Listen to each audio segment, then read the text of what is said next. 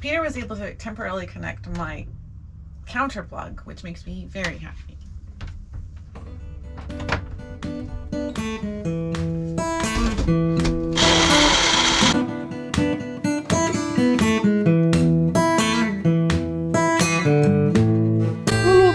Travels with Geordie. If this is your first visit, my name is Peter Knowles and I live on a pair of classic wooden motor cruisers here in Victoria, British Columbia, along with my lovely girlfriend Andrea and the loving memory of my pup Geordie, all the while fixing both boats up for some pretty ambitious cruising. If that's the sort of thing you might find interesting, please consider sticking around and subscribing. I'd love to have you. So, fortunately when it snows in Victoria, it doesn't last very long, so we're clear of that pretty much. Thank goodness. But I am still crawling around in the bottom of MV Poem here doing some AC wiring, and I hope you find that interesting because it's really important stuff. It really is. Let's dive back in.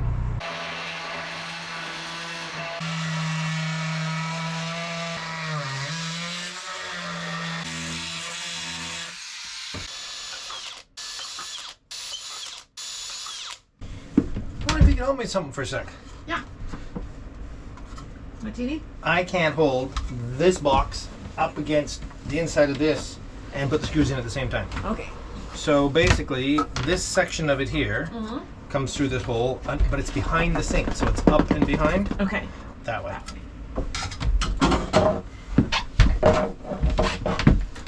I can guide you a bit here. Thanks, I can't see. That's it. Perfect. You good? Can you just hold that for a bit? Yeah. Hey, hang on just another sec. That looks hard on that angle. This one's easy. Wait till you see what I gotta do next. Oh no. Can you imagine how I would do this? Can't really get in there. Yeah. So I gotta use something called an offset screwdriver. Oh, like from IKEA?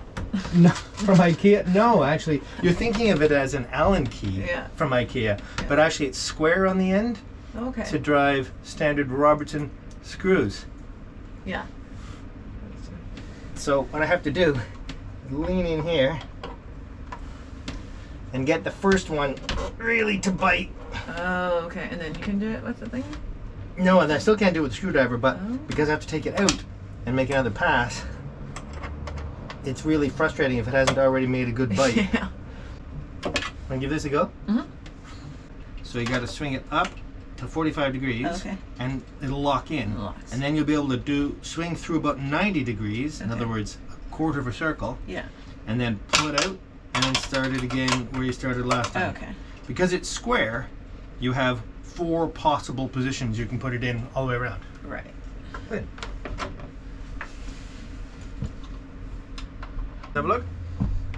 You're done. Beauty. Well done. Congratulations. Would you like to do the other one? No, thank you. Okay, good. Okay, now I should tell you that Andrea is a addicted podcast listener. I am. Non-stop podcasting, and well, I think some of it's very interesting, but some of it is not so interesting. So I insist she listens to them on these, which are my editing headphones, which are a bit cumbersome, or she listens to them on these really cheap wired ones. So when TOZO suggested they send me along some of their fancy little earbuds, did we jump at it? Yes. Yeah, we did. So we see what these are like? Yeah, definitely. These are the TOZO NC3. Sweet. Are you excited? Yeah. I guess this is an unboxing. What's a 3D mic or 3 mic system? Well, okay, so these are noise canceling. Okay. The idea being you can't hear sounds around you. What it does, it listens to the sound around you, and then it does some magic and makes the inverse sound in your ear so that you don't hear it. I think that's basically how it works. Here, they're yours. You unplug them. They come with the tiniest little USB wire you're ever going to see. Very cute. And a whole bunch of different earbud sizes.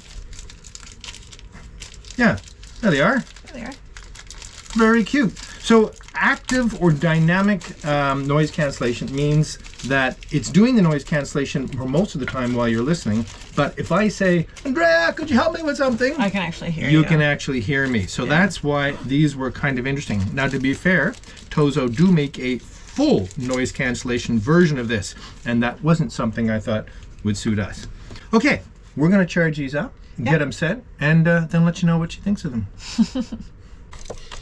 You're probably noticing our sole inverter on the boat. It is just barely capable to run the coffee maker. So then when we're cruising, we can have coffee.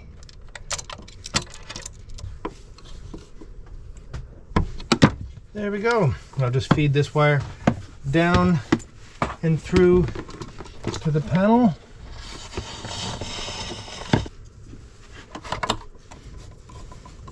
And everyone has their own preference. I like my screws left vertically. Okay. And woo, we're at 100. Let's play with these things. Okay, so you got them to work pretty much right away. Yeah, I did. I love a Bluetooth device that pairs up quickly. So yeah, it's good. You have smart touch controls on the actual device here. Okay. So like for me to play what I'm going to listen to, I just tap this once. Okay.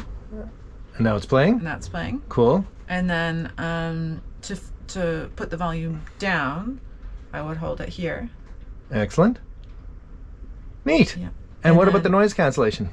The noise cancellation is really interesting because you just have to touch once and I can hear you well. Like if I talk now, can you hear me well? Yeah, now I have it off. Okay. But to turn it on, I just have to tap once. And testing, 1, 2, 3. No, and I can't hear you as well. You can barely hear me now? I can't really. Cool. Yeah. So you like them? Yeah, I do. They're Excellent. really cool. All right. Well, big shout out. Thank you to TOZO for shooting along these. What are they? The NC3? NC3 active noise cancellation. Active noise cancellation. They seem really, really nice. We'll shoot a link down in the description. Perfect. Fun. And now you can listen in silence and you can still hear me. Yeah.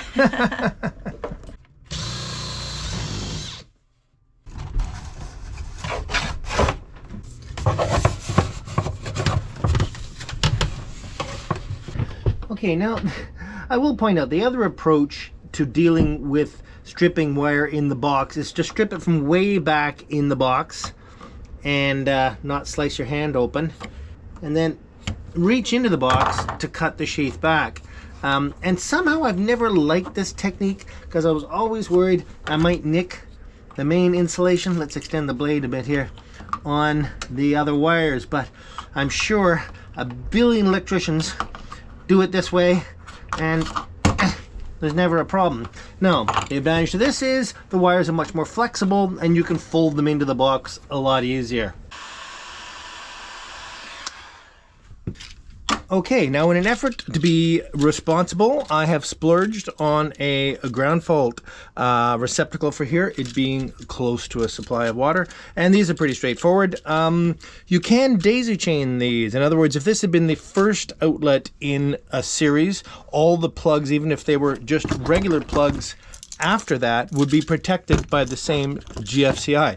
However, in this case, this is the last plug in the circuit and I don't want to change the whole way it works. So it's only going to look after itself.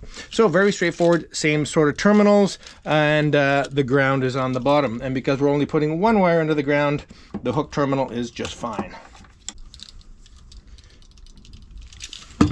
This is a good point to mention something else, because you can probably see into this box, and inside the box you can see there's a metal strip in the back which actually comes out to where the outlet gets screwed on. Well, that is a ground bus, and it is acceptable in Canada at least to use those screws back there for the ground. So I could have actually taken this green wire and screwed it into the back of the box onto that strip, and then they would be grounded through the screws from the actual affixing here through this strip.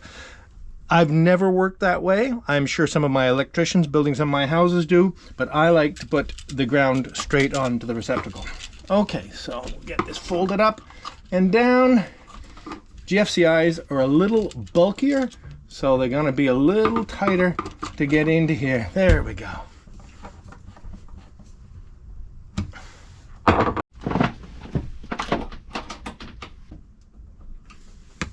Nice.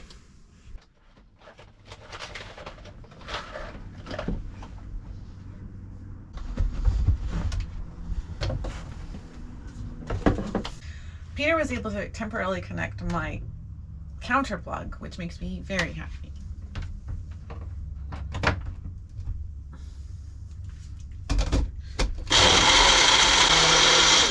I love it, love it, love it. If you love it, please consider subscribing. If you love it, please consider sharing with a friend that might be interested in it and giving us a thumbs up. Or if you love it, like I hope you do, please consider supporting the show through Patreon or PayPal and joining our group.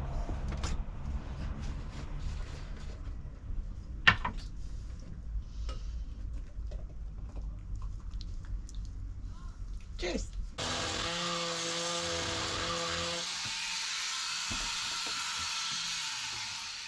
This whole area needs a full rethink. At one time I was going to run all the wires back on the inside of the clamp, the shear clamp, but I've decided based on where it goes through this bulkhead and further back that I'm actually going to run all the wires on the very top edge of the ceiling here, which makes a lot more sense going in both directions, and I will just box that in with something eventually.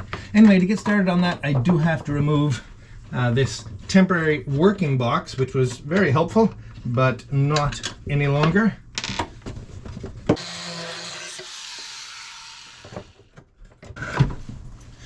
To be honest, I loathe cutting any of the original boat apart.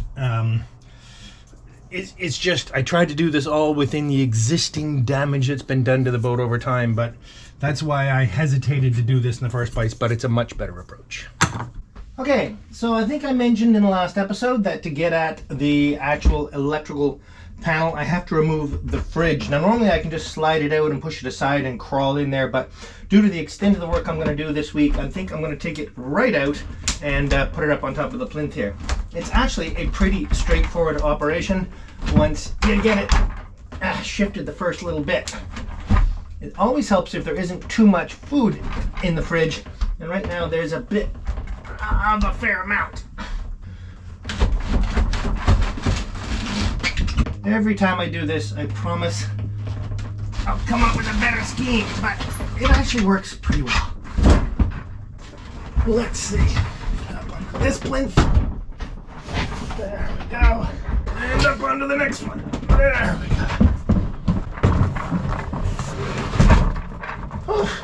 go. Okay, so I've rerouted all the wires and tidying them up here. The idea is to get them all nice and parallel and in a neat little bundle, and then I'll go in both directions and twist and straighten and make sure that they look pretty all the way to their destination.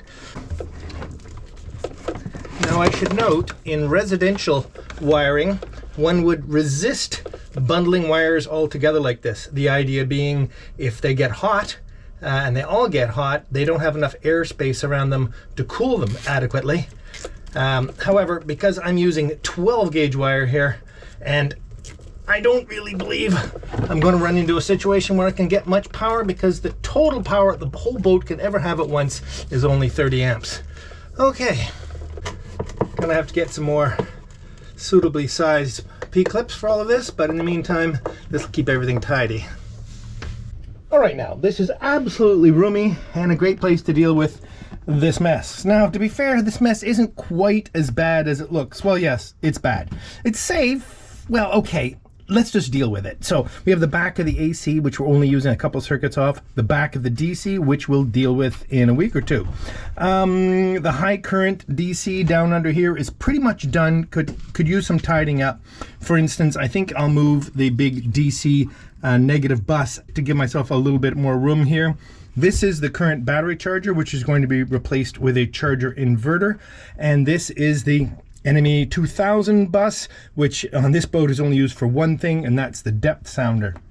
Anyway, so gonna tidy up what's going on here against the ceiling so that I can start to put some bus bars on there for the AC. I lag bolted this thing on.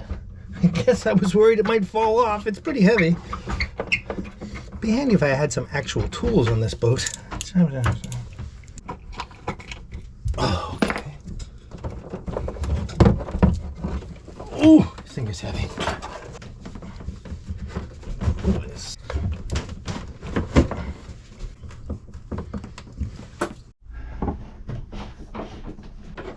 else I'm doing all this with the shore power disconnected, which I want to be expedient on because it's getting cold. Okay, let's tidy that up before it goes through. Well, good morning. I'm back in my little cubby hole where the refrigerator normally lives, dealing with, well, this. However, we are making great strides. Disregard the whole DC side of this. Yes, a complete and utter mess to be dealt with soon. AC side. Okay, we've run all the cables to all the circuits. So now I have to assemble them all here in a way. Now, these Blue Sea breaker panels are geared up to have, if you can see, a ground bus on them, a neutral bus, and then you just put the hot wire on whatever circuit breaker you're using. In this case, it looks a little empty because this panel is missing 3 breakers, but we'll be dealing with that. Now, that's what I've been doing here temporarily with the 2 circuits I have on here. Well, this is actually the feed and 2 circuits just hanging. Now, once you have a few more circuits on there like that, it becomes an utter mess, and I can't stand it. Now, there are ways to tidy it up by making the wires a little tidier, etc., and I acknowledge that. But my belief is to make it really, really tidy, we move the neutral and the ground completely off the breaker panel. So I do that by putting a series, let's take the covers off here, of bus bars down a bulkhead. Well, in this case, it's actually the inside of the hull. Take the other cover off this one. So I'll place this bus bar here, which will be the ground bus bar. So all the wires, all these feed wires will come in and drop their ground wire on this bus bar. So now we're down to 2 wires per circuit. Down here, we'll drop all the neutral because they're the same for every circuit. And then further down, we'll add an actual terminal strip, which of course is individual for every circuit. So of the 6 circuits, we're only going to use 6 out of these 8. We'll drop down to here, and this will be one very neat bundle of wires. At this point, we can take 6 hot wires off this and up to the 6 breakers on here, completely ignoring all this mess up in here. So let's get started putting all that together. There is a catch. And that catch is, to do a neat job of this, I have to move these bus bars out on standoffs so that the wires that carry on to the next bus bar and the terminal strip fall underneath it rather than on top of it where it just gets clumsy. So I'm just going to use galvanized nuts and some longer screws, and we have standoffs right there.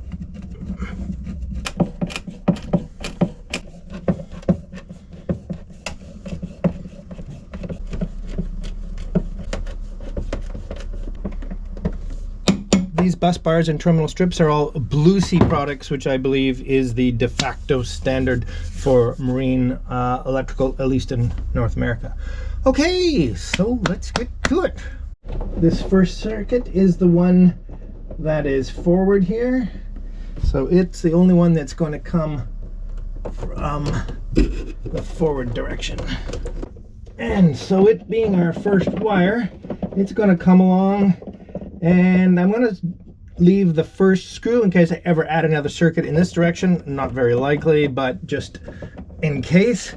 And it'll come down to about there. So an arbitrary point here somewhere is where we're going to put the P-clip and cut the outer sheath. So we're stripping this from here.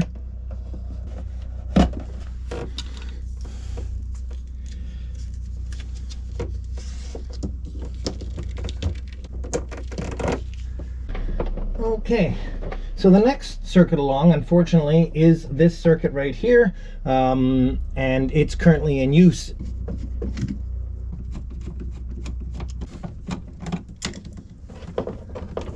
Come in there and make the same turn.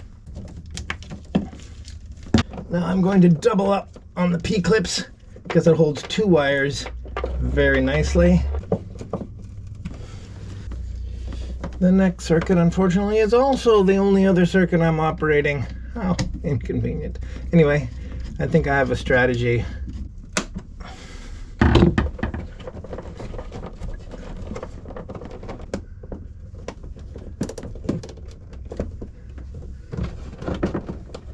Okay, so now just to weave each wire down to its successive level.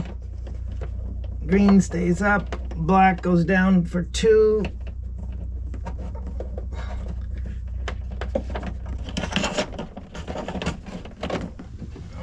Okay then. Okay, so the trick is making sure I cut the wire in exactly the right place.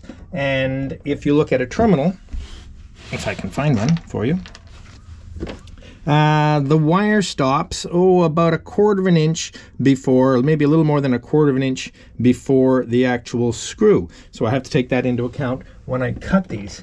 And so what I'm going to do, and because I'm going to use both rows of screws, because I have 7 wires on 10 screws, I'll have to keep that in mind as I work my way along here. Only slightly stressful. Okay, pull this wire out, keep it nice and neat, keep it nice and neat, and cut it. Put my thumb on the screw and cut it 1/4 of an inch shorter.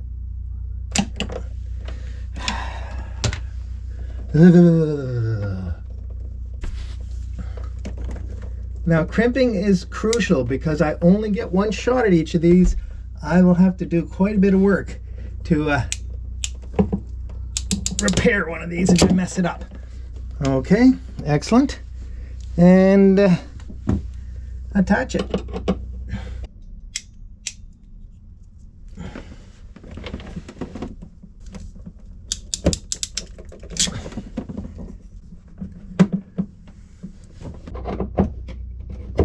Okay, that's done at least for now. I still have to shrink all these and tidy it all up. But now I got to get some power to that.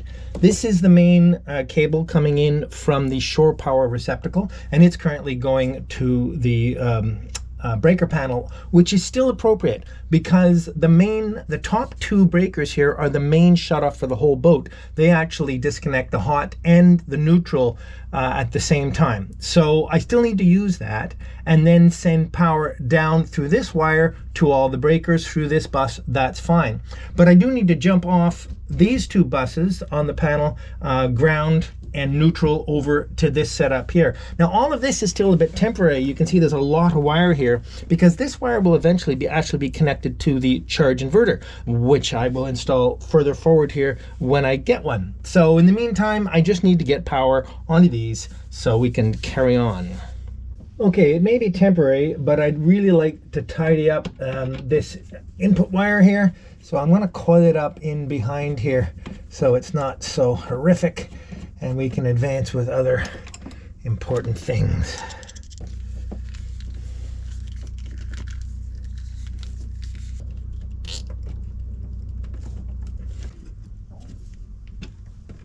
There we go. Okay, so that is as tidy as we can manage for today. Reasonable. Now I just need jumpers from the neutral and ground bus bar on the breaker panel to our new bus bar here. And I'm going to do that with lengths of 10 gauge wire. So I just need from there to there. Now when I install the inverter, I'll be redoing these, but in the meantime these will definitely be adequate. Now yes, you'll note I am not heat shrinking any of these yet. That's because I don't have any power to do so, but I'll heat shrink them all in place. So this is going to come in behind here, and in time I'll get some big lugs so that I can attach these wires to these nice big studs on here, but this will certainly do for now. And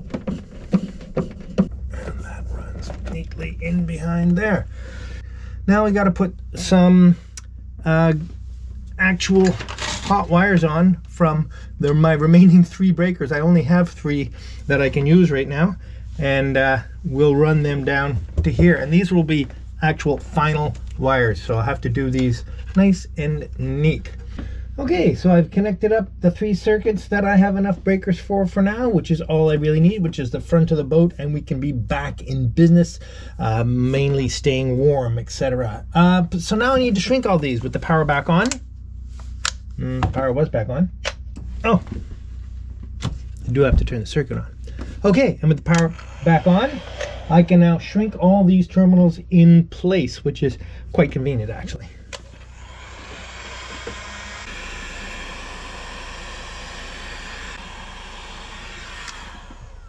All right, well, that's very convenient. Well, that's about as far as I can go with the AC for now. I won't advance this any further until I get the new inverter, because it'll have a lot of impact on what happens next here. But we'll definitely be diving into this DC wiring next week, and it's going to be a project in itself. If you're interested in wiring, and I hope you are, you should watch this episode here, because this is the beginning of the wiring project on MV Geordie.